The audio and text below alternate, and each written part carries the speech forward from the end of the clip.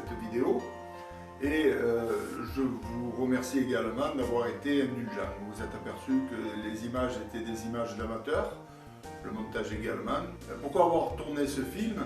Bon, pour une raison toute simple, hein. Je suis brignolais, donc c'est déjà un petit peu sentimental. Je suis né à Brignoles en 1947 et je suis venu y habiter en 1960. Depuis, je n'ai jamais plus quitté ma résidence, bien que le travail m'ait parfois éloigné de notre cité. Alors, la raison qui m'a amené à faire cette vidéo, c'est que dernièrement, en me mettant à la fenêtre, je me suis aperçu qu'on ne voyait plus la totalité du clocher suite à la construction d'un bâtiment dans les quartiers de Brignoles.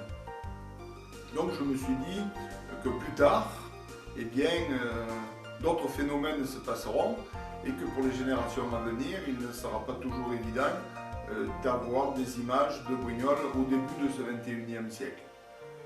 Alors j'ai voulu ajouter une petite pointe d'historique et pour cela, M. Hérault m'a été d'une grande utilité. Les archives de Brignoles avec Nathalie Morel également. Et puis M. Laflache, Valérie Léchère, ainsi que tous ceux qui m'ont autorisé à rentrer chez eux.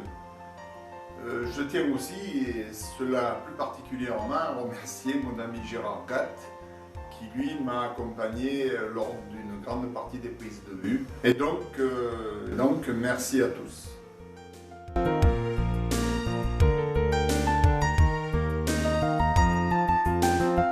Après avoir fait visionner mon projet par René Hérault, ce dernier m'a expliqué une nouvelle définition de l'étymologie du nom de notre ville. Depuis le milieu du XXe siècle, Charles Rostin a procédé à de nouvelles recherches. Selon lui, cela proviendrait d'un mot pré-latin utilisant des étymologies propres aux mots sources. Il est vrai que l'on retrouve de nombreuses sources à Brignoles, sans oublier le Caramy et la rivière du Val-de-Camps.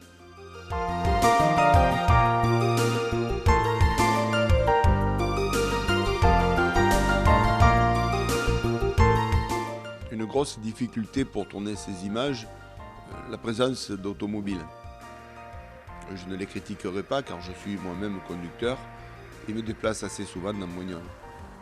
Je vous laisse regarder.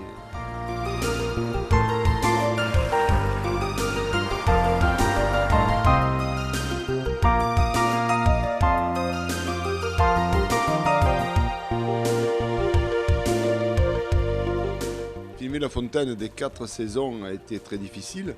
Ce jour-là, flottait à la surface de l'eau quantité de polystyrène.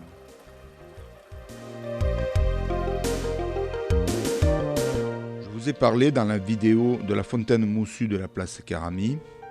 Ce jour-là, j'ai découvert la fontaine de mousse de la place Saint-Pierre.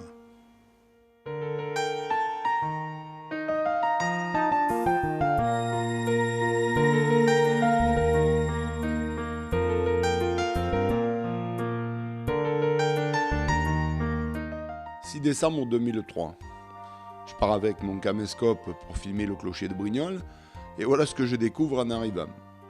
Bien entendu, on était en pleine manifestation du Téléthon et une descente en rappel du clocher était organisée ce jour-là.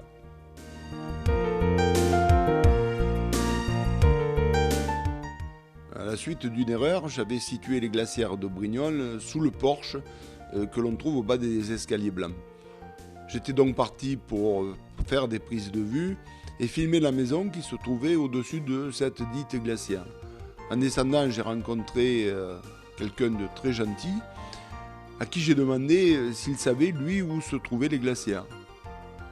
Sa réponse a été plus qu'étonnante. Il m'a dit si vous voulez, je vais vous faire voir mes caves, j'ai découvert quelque chose d'étonnant.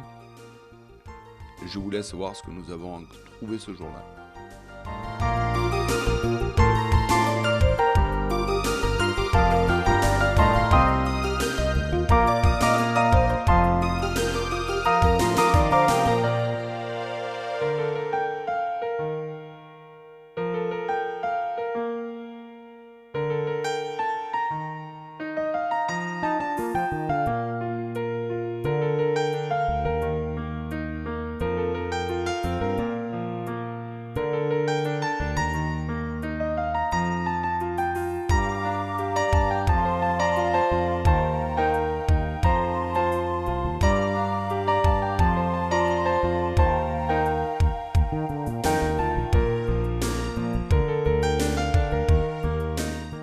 visionnant les images du dolmen, j'ai été fort étonné de découvrir ce que j'appellerais un visage.